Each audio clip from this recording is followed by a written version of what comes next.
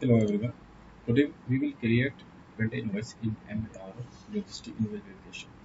And in previous lectures we have solved some technical errors, and today we will complete our first invoice in my. Okay. So part is logistics, material management, then logistic invoice verification, then document entry, then use keyword MRR. Print date amount was 355,000, so 3.5 billion. Give your personal report 10 enter 1001. Okay, this is your balance. तो ये balance आ गया 14 million. Okay, enter. Give your tax again. Okay, control S. Document is to protect messages. Enter this messages. Okay, maintain transfer for VD and balance 0. Okay, यहाँ पे जो है आपने एक काम करना है 355. अच्छा, लास्ट में एक एरर आया था तो मैं आपको जरा उसको भी सजेशन दूंगा, बल्कि यहाँ से हम आपको कॉपी करके पेस्ट कर बेहतर होगा.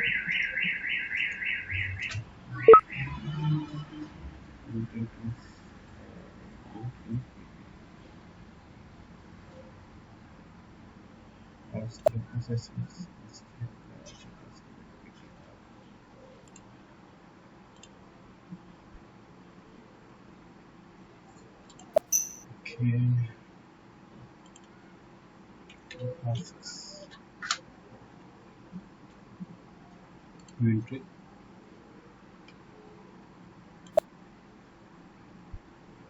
PP. ID.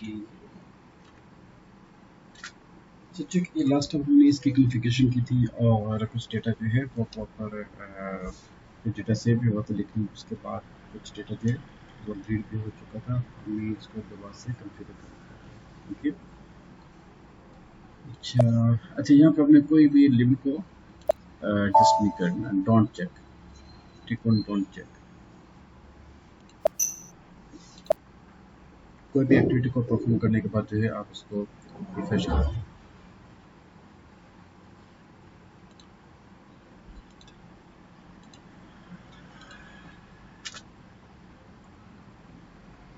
नहीं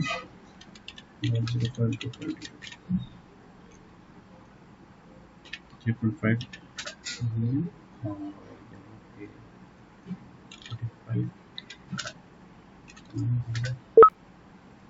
1.001 एंटर, और यहाँ पे जो अमाउंट है इसको आप चेंज कर दीजिए please.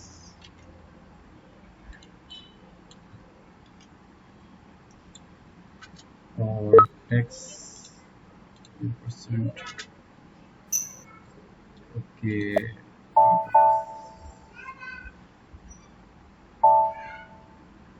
just 10. Let me check again. No sales, tax on purchase allowed for 1401. Okay, these are taken.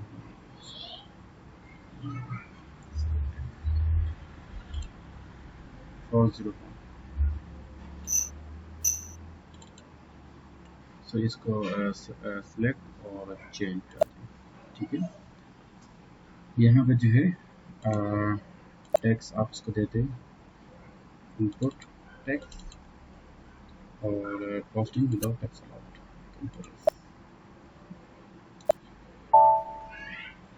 Come back.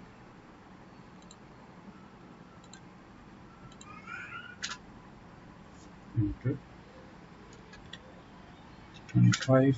55,000. 55.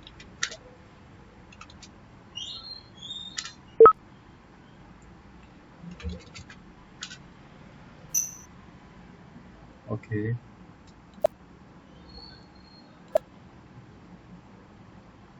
Change the price, copy and now देखिए बिल्स आपका ऑटोमेटिकली 40 मिलियन शो हो गया। इसका टैक्स आपका 0% input tax और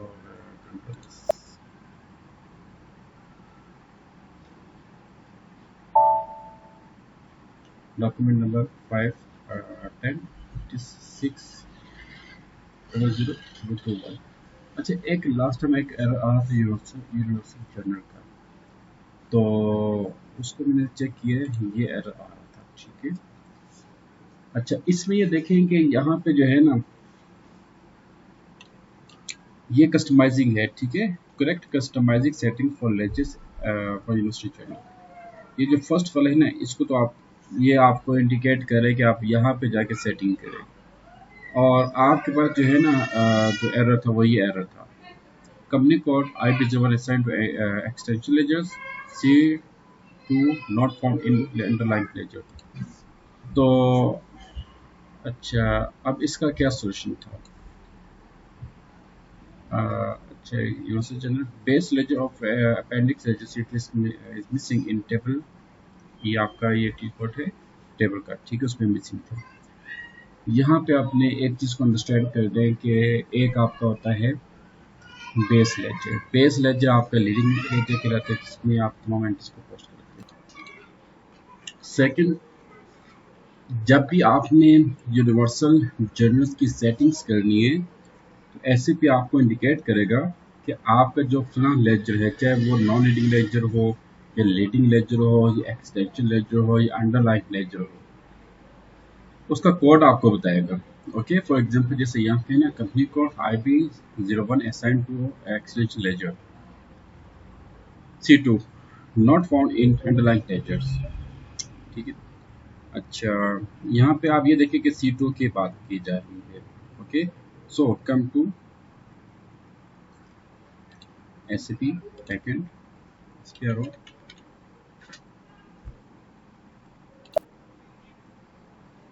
और ये जो यूजर सेटिंग्स होती हैं, ये वन टाइम होती हैं, बल्कि तमाम जो सेटिंग्स हैं ये वन टाइम होती हैं, ठीक है। You will not face this errors again.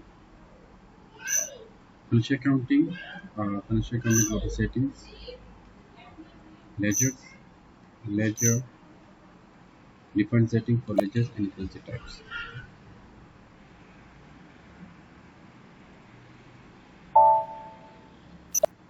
you know this। तो सबसे पहले तो ये देखेंगे आपका जो है ये लीडिंग लेजर, ये आप लीडिंग लेजर है C2 देखिए यहाँ पे वेस C2।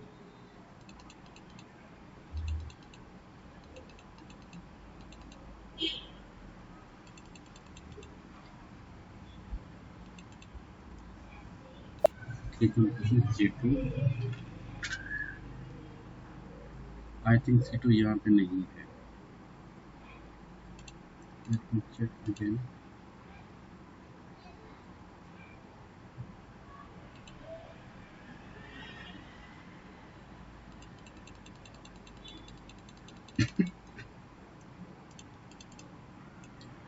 एनीवे अगर यहाँ पे आपको तो C2, तो क्योंकि वो प्रीवियस उसमें था अंडरलाइन लेजर, ये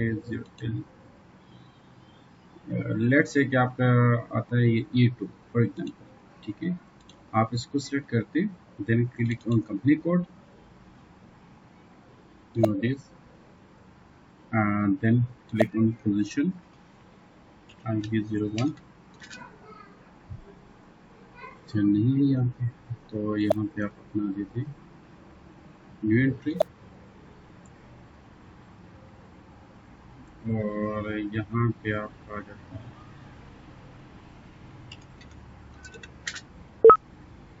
IB01।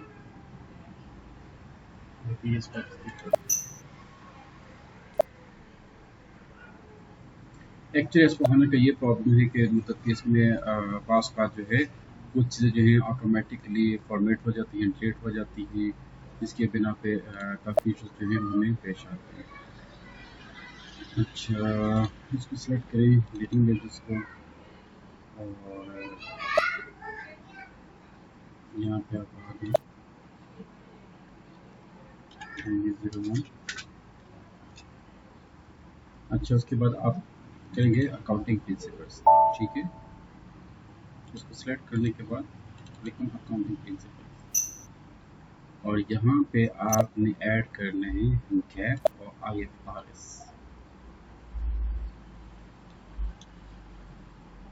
अच्छा, जिनका इशू आ रहा था ना ये वाला, ठीक है, अभी तो मतलब कि सर्वर क्योंकि रिफ्रेश हुआ है, तो लिटिल बिट डेटा जो है उसमें से फॉर्मेट हुआ, तो उसमें से C2 भी फॉर्मेट हो चुके हैं।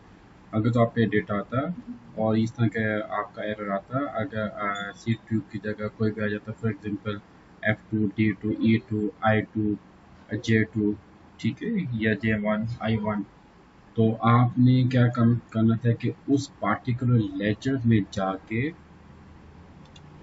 आपने IFRS और उसको आपने ऐड करना है, IFRS, और यहाँ पे आपने गैप को ऐड करना है। क्लियर? तो आपका वो एरर सॉल्व हो जाएगा। गैप, तो ये आमतौर पे गैप जो है आपका लोकल जो है उसके आता है, ठीक है, ये आप उसका अपडेट करते हैं, राइट। यहाँ तो मैंने लीडिंग एजेस के ऊपर फोकस किया हुआ है। अगर यहाँ पे होता C2 तो मैं C2 में जाके तो उसको एडजस्ट करता, ठीक है, C2 में जाके उसमें IFRS और गैप को मैं उसमें ऐड कर देता। क्लियर? ये आप स्टेप प्लीज देखिए। फॉर एग्जांपल के यहाँ पे आपके पास आता है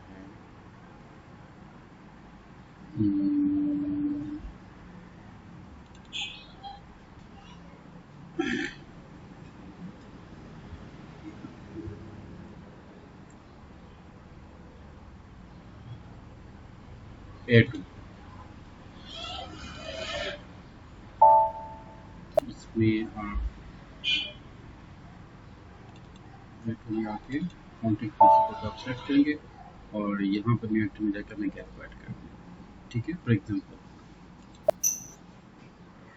अच्छा, सो इस तरह के आप जो है यूनिवर्सल जर्नल के जो एरर्स हैं आप उसको सॉल्व कर सकते हैं। अच्छा, ये आप प्लीज नोट कीजिए, डॉक्यूमेंट जो हमने डॉक्यूमेंट क्रिएट किया था, excel new event invoice, vendor invoice का डॉक्यूमेंट क्या है, 5105600000 कंप्लीट है, इवेंट इनवॉइस आ गया। क्लियर? इवेंट ये इस इवेंट पे क्या पी इनवॉइस आ, अच्छा, आपने इसकी पेमेंट कितनी की है, 3.5 मिलियन। अब आपने इसका डिस्प्ले चेक करने,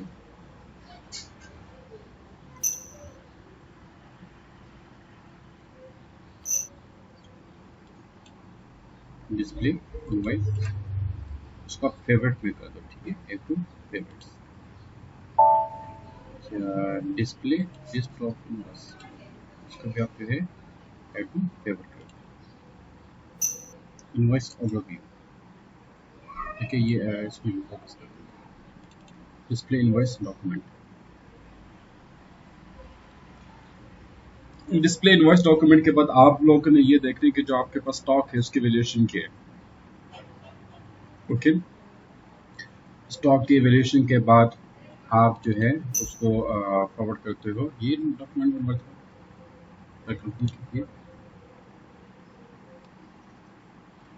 5105600022, ओके। तो आपके पास ये जो आपकी इनवॉइस है उसका परफॉर्म आ जाएगा। अब हमने यहाँ पे जो इनवॉइस क्रिएट की थी वो थी 3.5 मिलियन की, और अब आपके पास 14 मिलियन की इनवॉइस है जो कि आपने इसको क्रिएट करना है, ठीक है। अब इस इनवॉइस की बेस पे नेक्स्ट क्या होगा, ये इनवॉइस बेसिकली क्रिएट की गई है एमएम डिपार्टमेंट में, ठीक है। तो इस इनवॉइस को आपने सुपरविजन के बाद आप रिलीज करते हो उसको वेंडर को, एंड देन आप उसको फॉरवर्ड करते हैं फाइनेंस डिपार्टमेंट को। फाइनेंस डिपार्टमेंट जो है इनवॉइस की सुपरविजन के बाद पेमेंट्स करते हैं ट्रेंड्स, क्लियर। और लिस्ट ऑफ इनवॉइसेस डॉक्यूमेंट, अब यहाँ पे आप देते ईयर 2024, यूजर्स सेपियंस,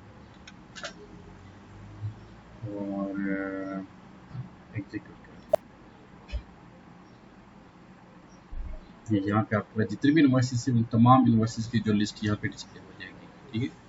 यहाँ पे आपको ये भी मालूम होगा कि ये जो ये इन्वॉइस डॉक्यूमेंट है, ये फिजिकल ईयर, और ये document date, posting date, user name, transaction code, entered at, उसके बाद ये आपका जाता है transaction type, reference, company code, invoice party, invoicing party and currency. चलिए आप इसको ओपन करें तो यहाँ पे आपके पास कंप्लीट इन्फॉर्मेशन डिस्प्ले हो जाएगी। अच्छा, अब हम एक और एंट्री पोस्ट करते हैं। उसके बाद आपके पास ऑटोमेटिक सेटलमेंट है, evaluated receipt settlement. What is this? अब ये क्या चीज़ है? प्लांट आपका था टीएल,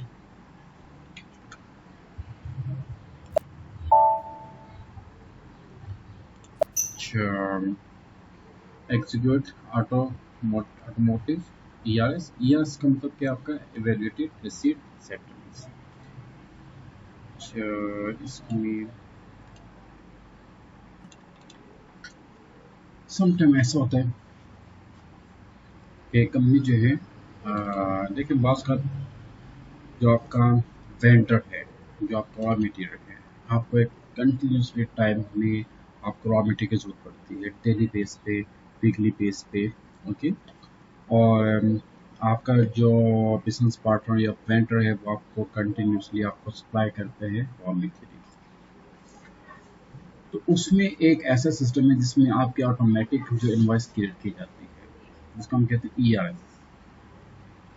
ईआरएस के अंदर आप कुछ बेसिक पैरामीटर्स को कॉन्फ़िगर करते हैं, ओके। का आपका सप्लायर कौन है, आपका यहाँ पे सप्लायर कौन है, ठीक है। परचेजिंग डॉक्यूमेंट कौन कौन से हैं, किस परचेज ऑर्डर नंबर से किस परचेज ऑर्डर नंबर तक आपने ऑटोमेटिक जो है इनवॉइस क्रिएट करनी है, आइटम किस आइटम से किस आइटम तक आपने क्रिएट करनी है, और गुड रिसीट नोट, ठीक है। गुड रिसीट नोट के बेस पे आपने कितने जो गुड रिसीट नोट का जो नंबर है, ठीक है, वो आप उसके एक सीरीज नंबर मेंशन करते हैं, राइट। और एक और चीज़ आपको ये भी बता दूं कि जैसे कि यहाँ पे आप देखेंगे ये जो नंबर है आपके परचेज ऑर्डर, सॉरी कौन सी है, परचेज ऑर्डर नंबर, और आपका गुड रिसीट नंबर, राइट। तो आमतौर पे ऐसा होता है कि ये जो इनकी सीरीज से ये प्रॉपर डिफाइन की जाती है, ठीक है। डॉक्यूमेंट नंबर जिसमें इसको हम प्रॉपर डिफाइन करते हैं, क्लियर। इवन कि जो आपका परचेज ऑर्डर नंबर है इसकी भी बकायदा सीरीज जो है इसको हम डिफाइन करते हैं। तो अगर आपने ऑटोमेटिकली पेमेंट को करना है तो उसमें क्या होगा कि आप इसमें जहाँ पे आपका जगह go to set document, for example 200 4 441 200 4 1 है ना, तो आप इसको कर देते हैं 800 with 899 document year of receipt 2024 to 20 supply paper 0, जितने भी आपके सप्लायर्स हैं यहाँ पे उनकी आप जो है इन्फॉर्मेशन इसमें आप डेटा बनाएंगे। परचेजिंग डॉक्यूमेंट 4500 समथिंग, यहाँ पे आप करते हैं 500 और 4500 699. Okay, item RM।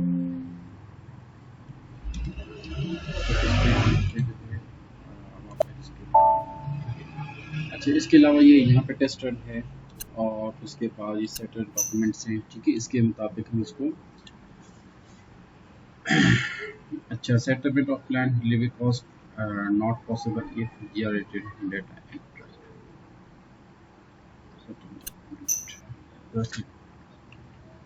तो ये इस तरह की मतलब कि ये इंशाल्लाह हम नेक्स्ट इसको हम एग्जीक्यूट करेंगे। और पहले तो आप जो है जो मायर के ऊपर फोकस करें, ठीक है। और ये भी सिस्टम है जिसमें क्या होता है कि आपकी जो एंटी से ऑटोमेटिक पोस्ट की जाती है ERS के अंदर। अच्छा, उसके बाद आपका जाता है जी, आप करनी इन तमाम चीज़ों को थोड़ा सा फोकस कीजिएगा कि automatic delivery cost settlement, consignment and pipeline settlement, invoicing plan settlement, evaluation. और आमतौर पे क्या होता है कि जो स्टूडेंट्स वो इन चीज़ों को स्किप कर जाते हैं। तो आप लोगों ने एक एक चीज़ को परफॉर्म करना है। ओके, इसमें जो भी एरर्स आते हैं आप इसको उसकी नोट्स बना लें, ठीक है। इंशाल्लाह हम इस पर भी फोकस करते रहा करेंगे, ठीक है। अच्छा, इसके अलावा आप आ जाए GR मेंटेन IR GR करेंगे अकाउंट। तो इसमें दो चीज़ें आती हैं IR GR अकाउंट में। या तो आप अपना जो रॉ मटेरियल फॉरवर्ड करते हैं प्रोडक्शन डिपार्टमेंट को, और आपकी जो लायबिलिटी होती है स्टोर डिपार्टमेंट की वो क्लियर हो जाती है। या फिर आपकी जो क्लियरेंस है विद वेंडर आप उसको एडजस्ट करते हैं। ये दो इसके अंदर ऑप्शंस होते हैं। ये डिपेंड करते हैं कि कंपनी की पॉलिसीज क्या है। ओके, इसके अलावा फिजिकल इन्वेंट्री में आपके पास आपने चेक करने के आपका जो रॉ मटेरियल है। देखिए, जब आप कोई रसीद नोट क्रिएट करते हो स्टोर डिपार्टमेंट में, सेम टाइम आप अपने सिस्टम में अपडेट करते हैं इन्वेंट्री को कि आपके पास फिजिकल इन्वेंट्री कितनी नहीं होती। एक होती है फिजिकल इन्वेंट्री काउंट, एक होती है फिजिकल इन्वेंट्री वैल्यूएशन। काउंटिंग में लेट्स से कि जैसे कि बोतल है, बोतल आप 2000 बोतल या 2 लाख बोतल को भी काउंट कर सकते हैं। अब प्लास्टिक की जो बोतल है उसका अलग उसकी वैल्यूएशन होगी, जो आपकी ग्लास की बोतल उसकी अलग वैल्यूएशन होगी, जो आपकी SS की बोतल उसकी अलग वैल्यूएशन होगी। क्लियर? तो इसको भी आपने प्रॉपर फाइंड करना। चेक टेबल 159L इसको प्लीज नोट कीजिए। और एक दफ़ा मैं आपसे कहूँगा ये जितने भी ऑप्शन ये तमाम ऑप्शन जो सप्लाई चेन मैनेजमेंट के जो स्टूडेंट्स हैं उनके लिए रिकमेंड है कि आप उस पर काम करें, राइट। अच्छा, यहाँ पे है आपका इन्वेंट्री अकाउंट, और फिर उसके बाद आपका डिफरेंसेस, स्पेशल प्रोसीजर्स। ये तमाम चीज़ को वन बाय वन आप जो है इसको ओपन करें और इस पर काम करें और देखेंगे क्या चीज़ है। अच्छा, इन्वायरमेंट और physical inventory document for material. अच्छा, मटेरियल डॉक्यूमेंट स्टॉक ओवरव्यू और फिजिकल इन्वेंट्री स्टॉक ओवरव्यू। इसमें भी आप देख सकते हैं कि आपका जो हाउ मच स्टॉक भी है, मटेरियल कौन सा था आ रहा है 100।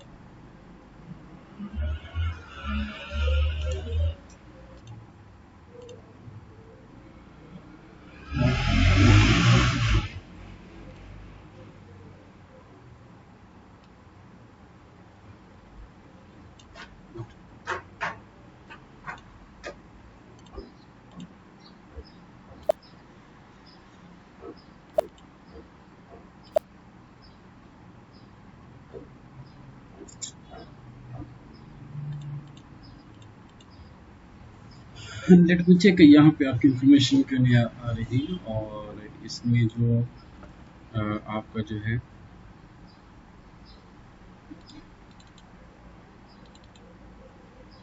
जो ऑर्डर से, और जिस तरह से ये है कि ये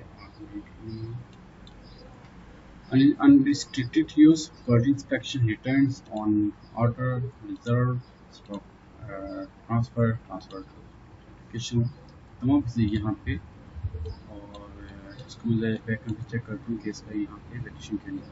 ठीक है, इस तरीके से जो है आप लोग तमाम डिपार्टमेंट्स को तमाम जो इसमें ट्रांजेक्शन से तमाम ट्रांजेक्शन को वन टू वन ओपन करके चेक करेंगे इसमें क्या क्या चीज़ें होंगी। फिर उसके बाद आपका जो ये वैल्यूशन है,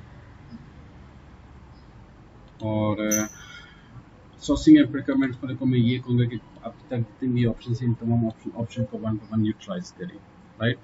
और काइंडली आप लोग अपनी जो असाइनमेंट्स उसको प्रॉपर फोकस करें। अभी तक मुझे किसी भी स्टूडेंट की जो एक्यूरेट जो असाइनमेंट वो अब तक मुझे नहीं मिली, तो आप काइंडली अपनी अपनी असाइनमेंट्स को फोकस करें, और नेक्स्ट इंशाल्लाह हम फोकस करेंगे उसके ऊपर इंटरनेशनल प्रोक्योरमेंट के ऊपर। और इंटरनेशनल प्रोक्योरमेंट में जो सबसे इम्पोर्टेंट चीज़ होती है वो है आपकी इंटरनेशनल कमर्शियल टर्म्स। और उसके बाद फिर हम दोबारा से रॉ मटेरियल को क्रिएट करके अपनी इंटरनेशनल वेंडर को क्रिएट करके उसको परचेजर को प्लेस करने के बाद इन्वेंट्री शिप करेंगे, फिर उसकी इन्वेस्ट बनाएंगे, राइट। तो जब इन्वेस्ट हम लोग बना लेंगे तो पास में ऐसा होता है कि आपने रिटर्न भी कर लें। ठीक है, रिटर्न किस तरह से की जाते हैं हम उस पे काम करेंगे। ओके, तो काइंडली आप इस लेक्चर को कंप्लीट करें और सबमिट जो है वो एज सुन एज पॉसिबल मुझे भेजेंगे। Thank you.